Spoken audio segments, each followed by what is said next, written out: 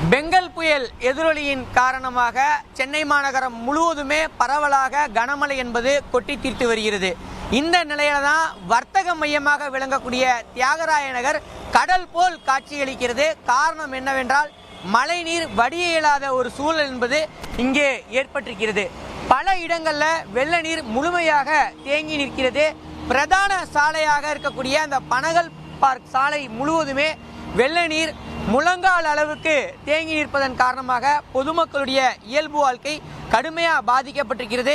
2 மற்றும் 4 சக்கர வாகனங்களில் பொதுமக்கள் செல்ல முடியாத ஒரு சூழல் ஏற்பட்டிருக்கிறது.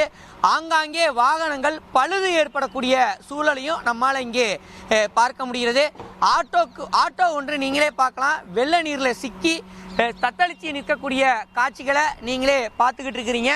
பிரதான சாலை, குறிப்பாக நகைக்கடைகள், துணிக்கடைகள், அதேபோல் காலணி கடைகள் என கடைகள் நிறைந்த ஒரு பகுதி தற்போது கடல் போல் காட்சியளிக்கிறது.